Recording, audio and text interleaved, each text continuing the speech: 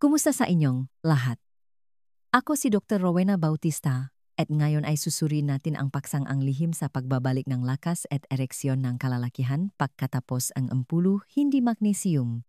Mga Ginoo, hayaan ninyong maksimula ako sa isang katotohanan na maaring ikagulat ninyo. Ang suplementong pinakainom ng karamihan sa mga lalaking mahigit 60 taong gulang gabi-gabi, ang magnesium, ay hindi magbabalik ng inyong maereksyon.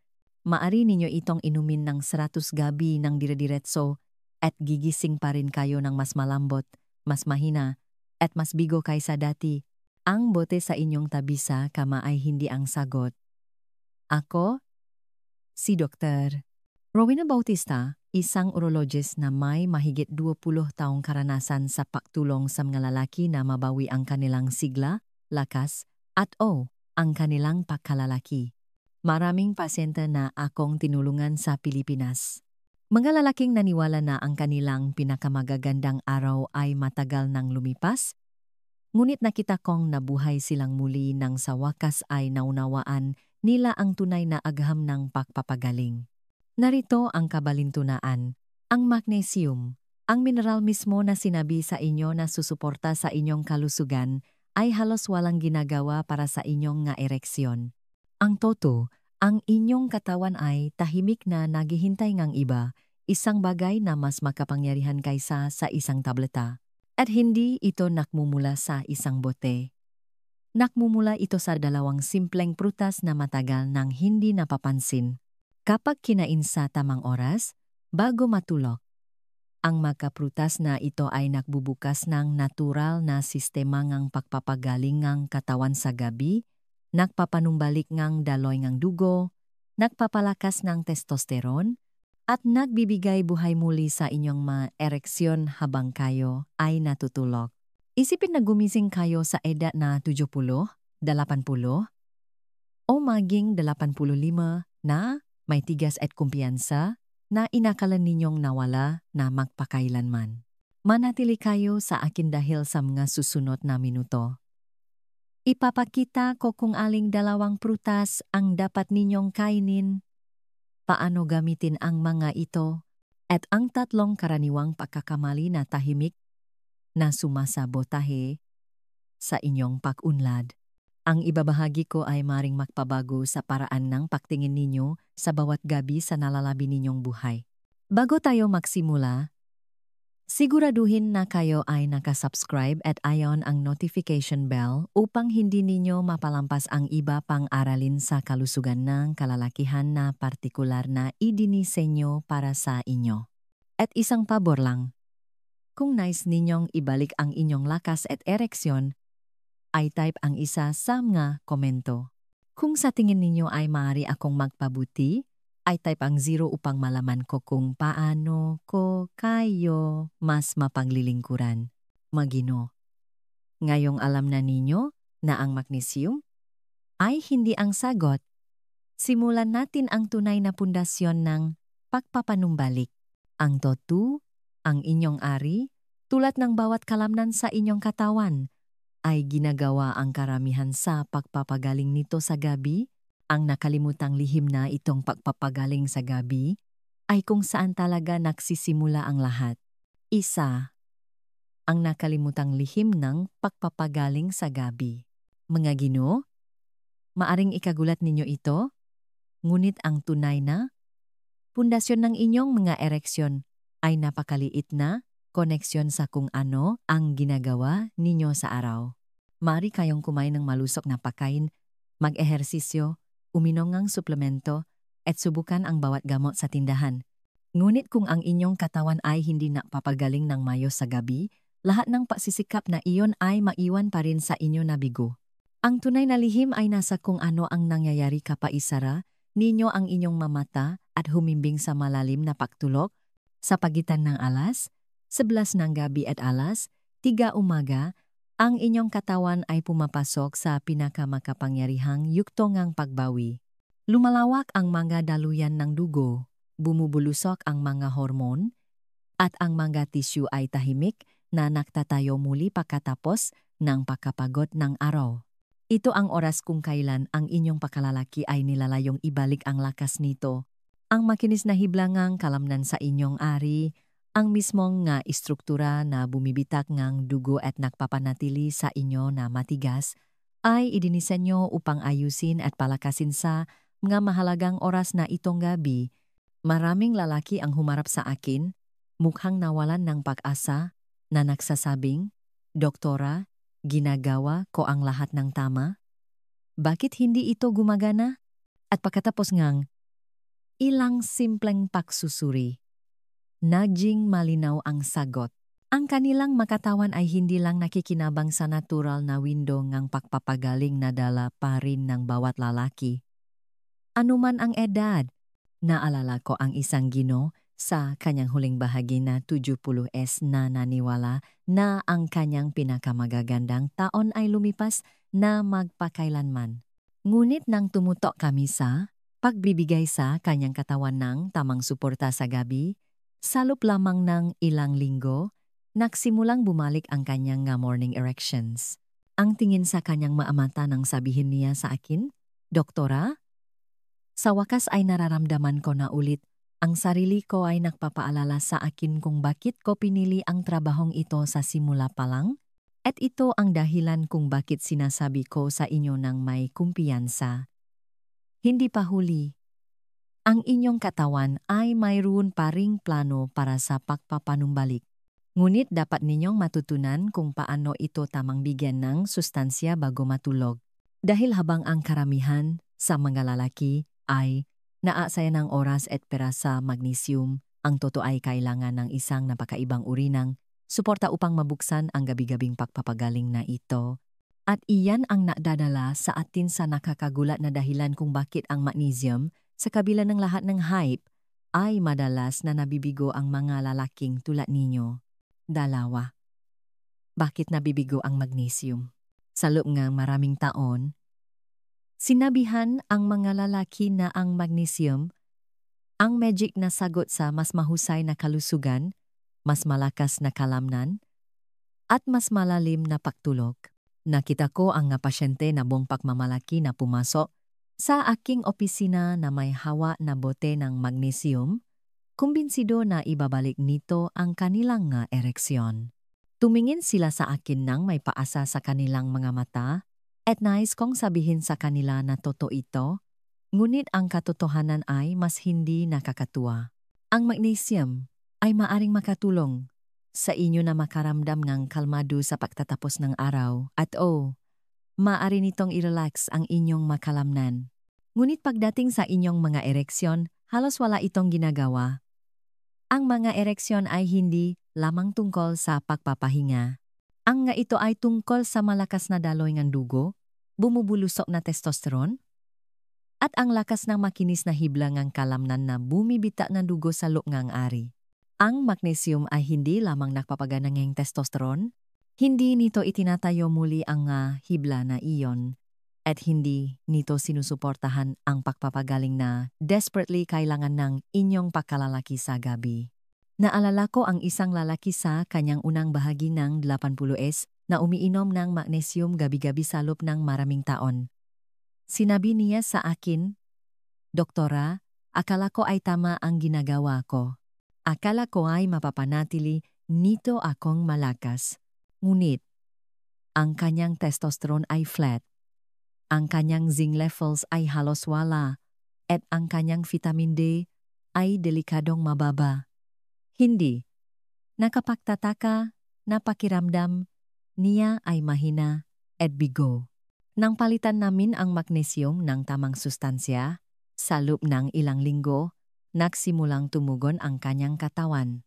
Bumalik siya sa aking opisina na may ngiti at sinabi, "Doktora, akala ko ay masyado na akong matanda." Lumalabas, mali lang pala ang iniinom ko.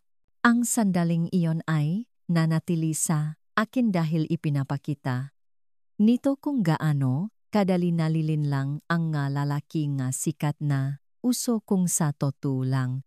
Ang kanilang katawan ay naghahanap ngang isang bagay na ganap na naiba.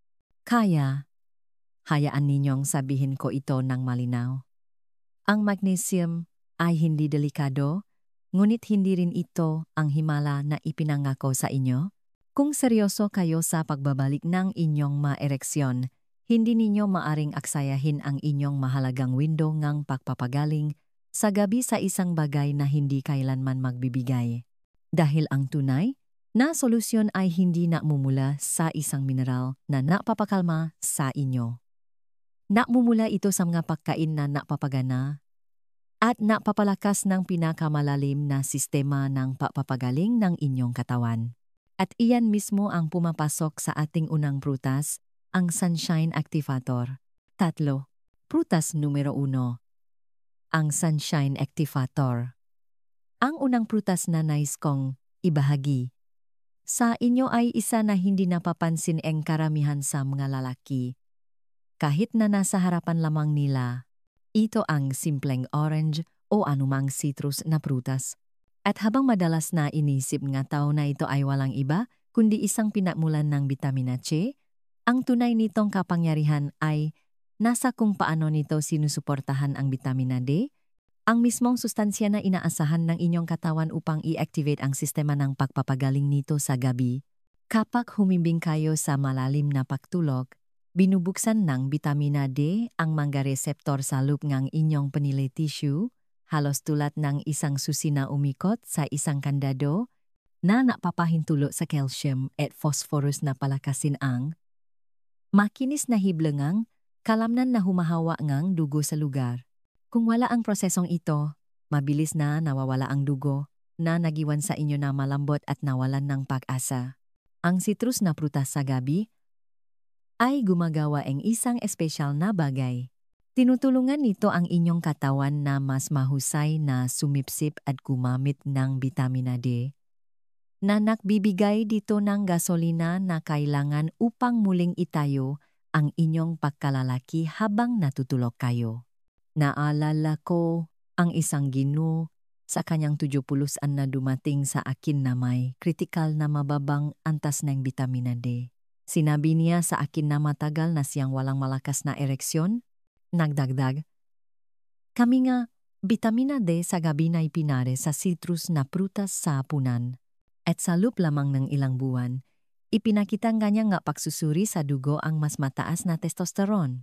Nagsimulang bumalik ang kanyang mga morning erections at tumingin siya sa akin na may luha sa kanyang mata at sinabi, Doktora, pakiramdam ko ay 20 taong gulang akong bumata. Iyan ang kapangyarihan ng pag-ayon ng inyong nutrition sa pinakamalalim na oras ng pagpapagaling ng inyong katawan. Habang tumatanda ang mga lalaki, bumababa ang kakayahan ng balat na gumawa ng bitamina D mula sa sikat na araw at bihirang magbigay, ngang sapat ang pagkain lamang, kaya naman ang pagkain ng citrus sa inyong hapunan ay maaring maging pakakaiba sa pagitan ng pagkabigo at katuparan. Hindi ito tungkol sa kung gaano kayo kahirap magsumikap sa araw. Ito ay tungkol sa kung ano ang available sa inyong katawan na magagamit sa gabi. At habang ang citrus ay nakakatulong na buksan ang potensyal ng bitamina D, may isa pang prutas na mas makapangyarihan. Isa na nagpapagana mismo sa apoy ng testosterone. Hayaan ninyong ipakilala ko sa inyo ang zinc igniter. 4. Prutas numero 2. Ang zinc igniter. Ang pangalawang prutas, at marahil ang pinakamakapangyarihan sa lahat para sa inyong pagkalalaki, ay ang Granada pomegranata. Sa unang tingin, maaring mukha itong isang magandang pulang prutas na puno ng maliliit na buto. Ngunit sa loob ng mga buto na iyon ay matatagpuan ang isang mineral na desperately kailangan ng mga matatandang lalaki, ang zinc. Ang zinc ang ignition switch para sa testosterone, ang mismong hormone na nabibigay sa inyo ng lakas, enerhiya, at kakayahang makaroon ng matigas na ereksyon. Kung wala ang zinc, ang inyong katawan ay hindi lamang makapagpapagana ng sistema ng pagpapagaling nito.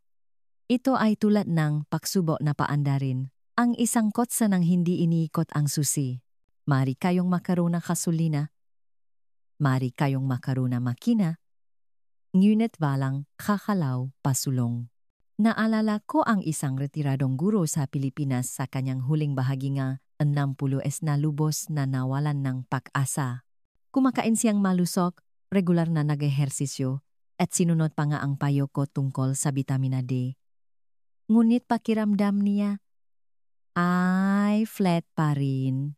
Nawala ang kanyang enerhiya, kumupas ang kanyang pagnanasa, at ang kanyang nga umaga ay tila walang buhay.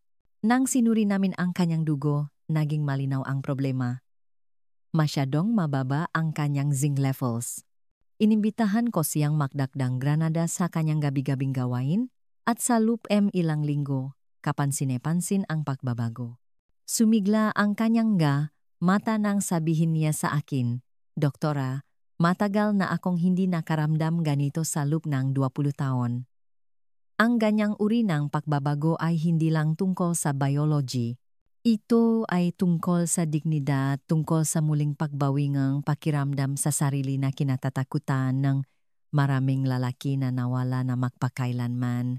Halos 40% ng mga matatandang lalaki ay kulang sa zinc at karamihan ay hindi man lang nila napaktanto. Kadalasan ay hindi sapat ang naibibigay ng pagkain lamang. Ngunit ang granada ay namumukotangi bilang isa sa pinakamayaman at pinakamasarap na pinakmumulan ng kalikasan.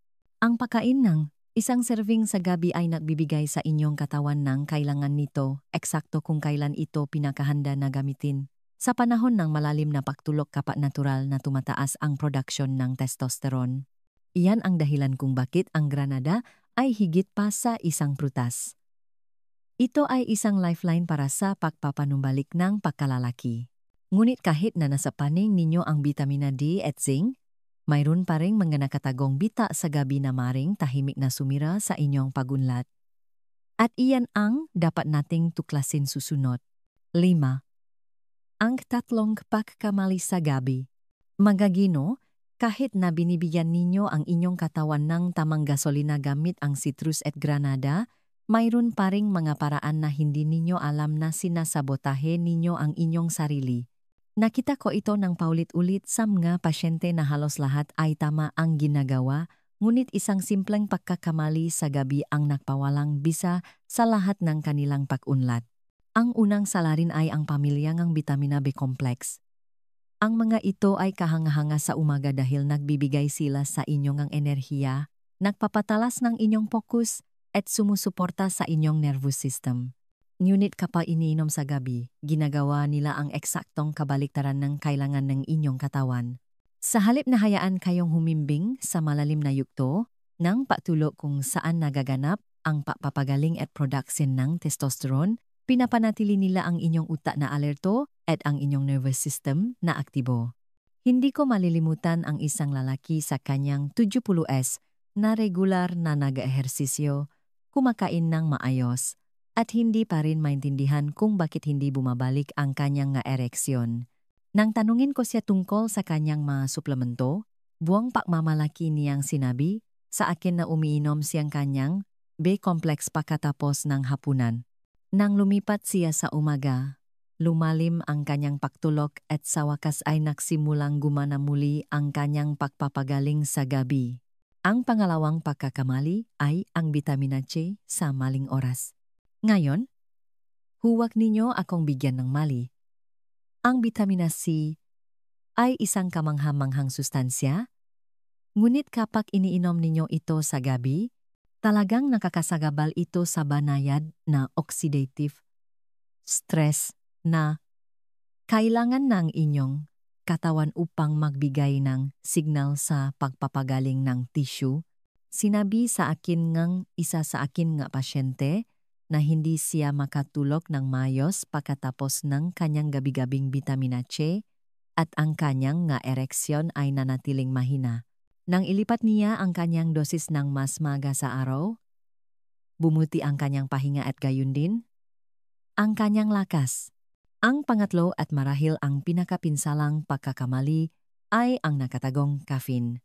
Maraming lalaki ang alam na huwag uminom ng kape sa gabi, ngunit kakaunti ang nakakaalam na ang caffeine ay nakatago sa mga tsa, tsokolate at tinatawag na energy blends.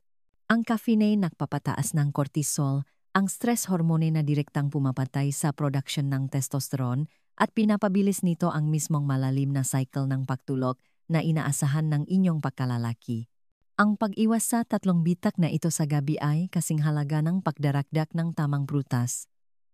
Ngunit ang pag-unawa sa kung ano ang hindi dapat gawin ay kalahati lamang ng kwento. Upang tunay na maunawaan kung bakit ito mahalaga, dapat tayong lumampas sa agam at pag-usapan ang isang bagay na mas malalim. Ang emosyonal na katotohanan kung ano ang ibig, sabihin ng pagkawala at muling pagbawi ng inyong mga ereksyon para sa isang lalaking mahigit 60. 6. Ang emosyonal na katotohanan. Kapag nawala ng ereksyon ang isang lalaki, hindi lang ito tungkol sa kanyang katawan. Tinatamaan nito ang isang bagay na mas malalim. Isang bagay sa loob ng kanyang puso at espiritu. Sa paglipas ng mga taon, nakaupo ako kasama ng maraming lalaki sa kanilang 60, 70 at 80s. Mga lalaking nagpapababangang kanilang boses at umamin sa akin na hindi na sila nakakaramdam ng kanilang sarili. Ang ilan ay nagsabi sa akin na iniwasan nila ang pakikipaktalik sa kanilang mga asawa dahil sa kahihiyan. Ang iba ay umamin na pakiramdam nila ay hindi sila gaanong lalaki dahil hindi sila makatugon tulad ng dati. Ang mahasandaling ito ay nananatili sa akin dahil nakikita ko ang sakit sa kanilang mga mata at naririnig ko ang bigat sa kanilang mga boses. Hindi lang ito tungkol sa seks. Ito ay tungkol sa dignidad, pagiging malapit, at ang pakiramdam ng pagiging buhay. Naalala ko ang isang Ginoo sa kanyang unang bahagi ng 80s na dumating sa akin na mukhang talunan. Sinabi niya, "Doktora, hindi ko na nga hinahawakan ang kamay ng aking asawa sa gabi. Pakiramdam ko ay nabigo ko siya."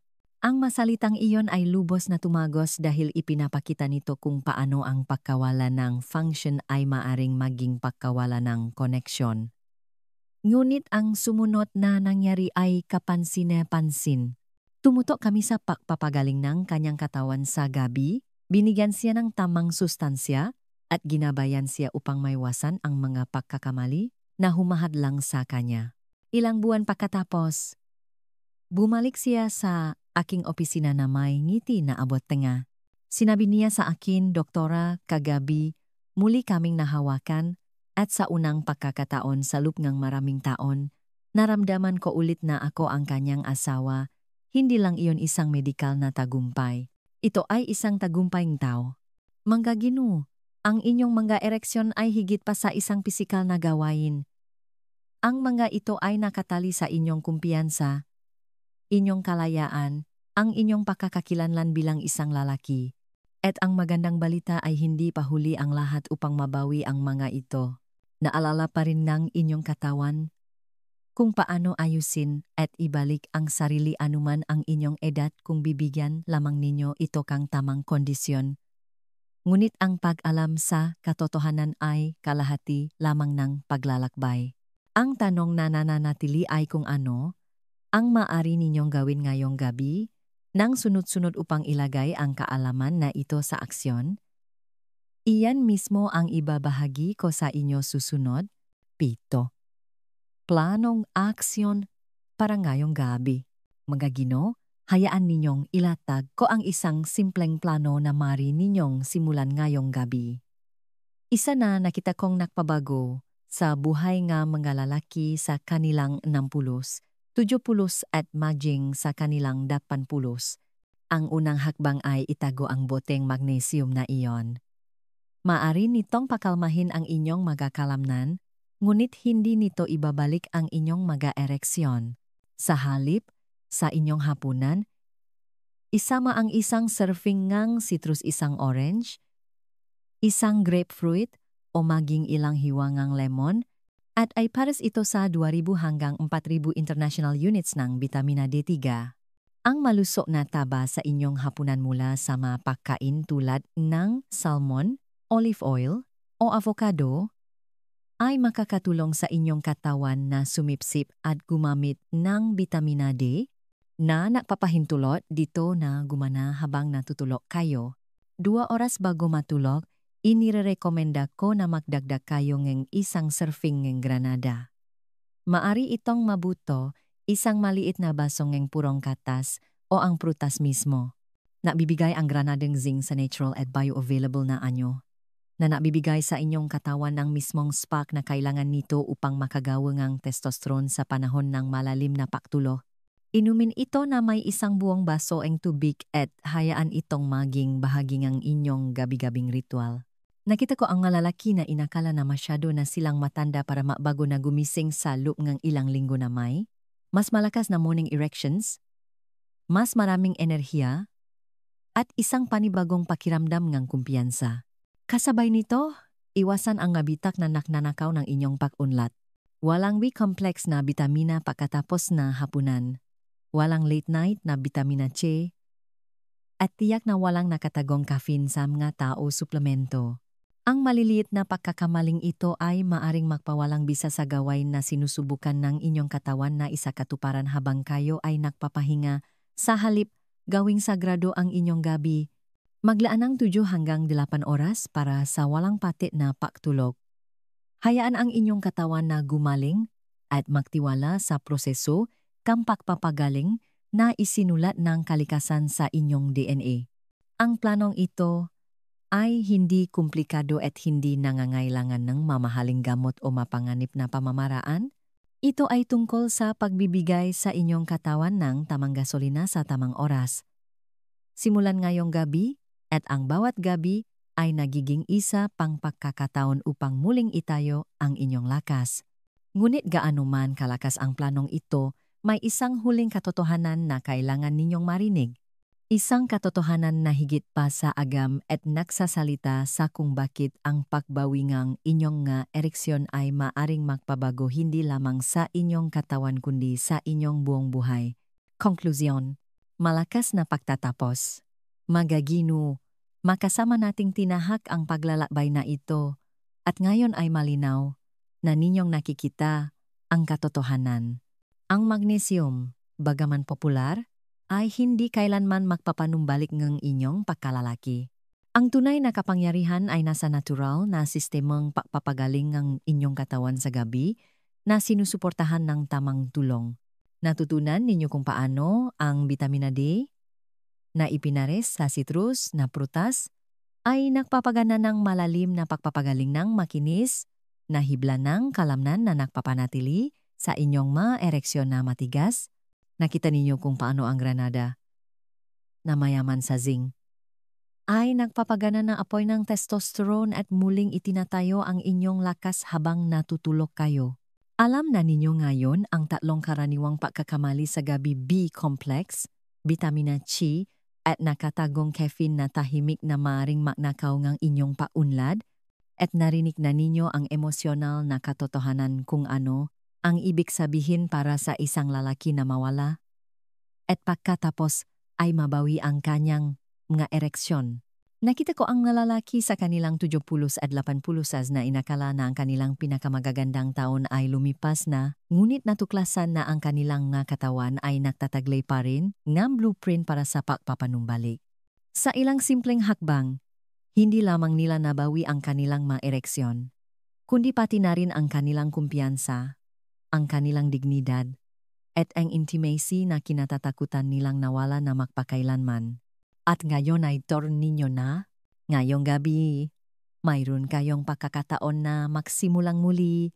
Magagino, ang inyong pinakamagagandang taon ay hindi pa tapos. Naghihintay silang gisingin.